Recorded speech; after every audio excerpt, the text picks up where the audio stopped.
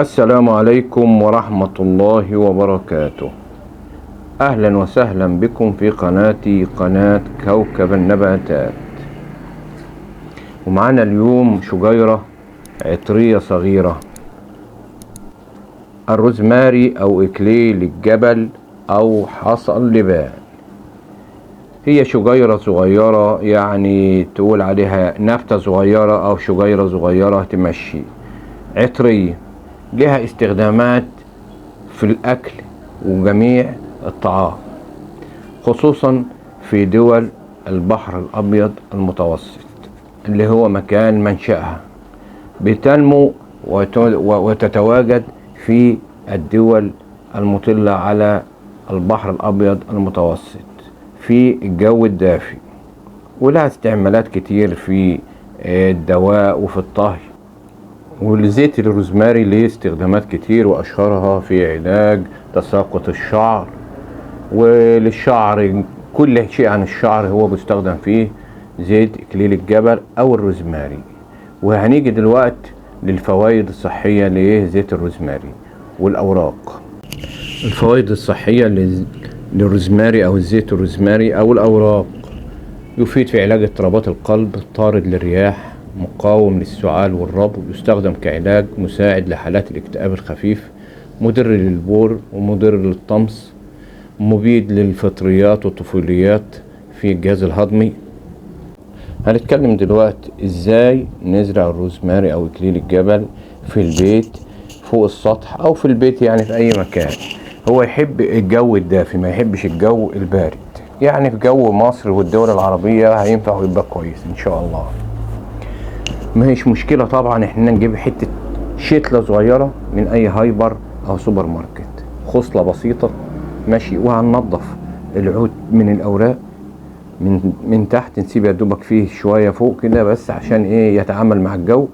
وهنجيب كوباية مية او ازازة مية وهنحطه فيه حوالي 15 يوم. مسافة 15 يوم هيبدأ العود هيطلع جذور بيضة، وكل ما المية تتعكر او تقدم شوية نرجع نغير المية بحيث ان عملية الانبات تتم.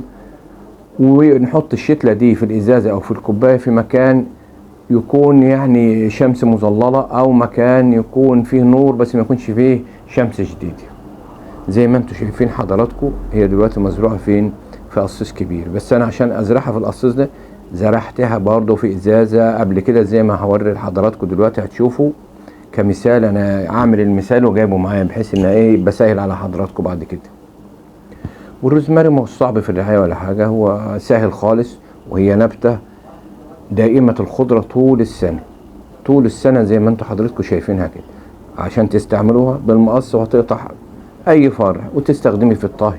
تستخدمه اذا كان هتعمل بيه شاي زي الشاي، بتاخد معلقة من اللي هي من الروزماري، معلقة صغيرة، وتعمل بها زي كوباية شاي وتسيبها تغلي عادي، او بعد تسيب المية. المهم ان انت هتشرب منها، لها فوائد جميلة. ده اذا كنت هتشربها ايه شرب زي الشاي. ودي الازازة دي فيها فرع حطيته فيها لحد دلوقتي ما عمل جذور اهو زي ما حضراتكم شايفين. بعد 15 يوم الجذور انتشرت في الازازة اهي ماشي. وانا هجهزها دلوقتي عشان انقلها في قصيص صغير، قصيص اصغر شوية، عشان ابدأ بعد كده انقلها في قصيص اكبر وتبقى مستديمة عندك على طول او عندك على طول العمر. هو النبات ده بيستحمل ومفيش افات بتقدر ان هي تضعفه ولا حاجة. هنتكلم في التربة اللي هتحط في القصيص الصغير. هتبقى تربة مختلطة، تكون خصبة طبعا.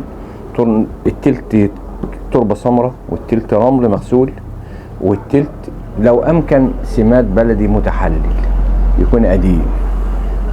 ما امكنش يبقى تربة سمرة وتربة رملية وخلاص، يعني بالموجود. الجذور اهي بعد 15 يوم بدأت في الانبات وحتى كبرت خالص ماشي. وبعد كده هنحطها في القصيص الصغير ونرويه ونسيبه في مكان تظليل خفيف، لانه دلوقتي ده يعتبر زي جنين صغير عاوز الحفاظ، لان الحرارة الشديدة اليومين دول ممكن تقضي على تقضي على النبات خالص زي ما حضراتكم شايفين اهو ماشي. هبدأ ان انا احطه في القصيص ماشي، وهرويه وهسيبه هيشتغل على طول، مش هيجرى له حاجة. وهنبدأ نرويه زي ما حضراتكم شايفين، ورعايته بسيطة، يتحط في مكان مظلل شوية عشان نحافظ عليه من الحرارة الشديدة.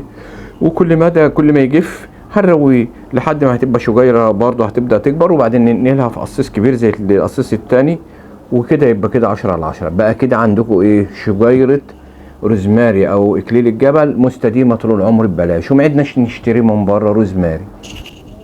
وكده هنرويها دلوقتي ماشي، وهنحطها في مكان برضو بقول تاني واكد عشان ما يحصلش حاجه للنبات، لان الشمس حارقه اليومين دول. هنحطه في مكان مظلل شويه يعني شمس مغربله، وكل ما تجي في التربه هنرويه وخلاص. وهيبقى كده ايه 100%. ويفضل عندنا بقى ايه الزرعه دي على طول، ولو كبرت هننقلها في قصيص تاني اكبر شويه وخلاص. وبكده نكون وصلنا لاخر الفيديو، وما تنسوش اللايك والاشتراك، والسلام عليكم ورحمه الله وبركاته.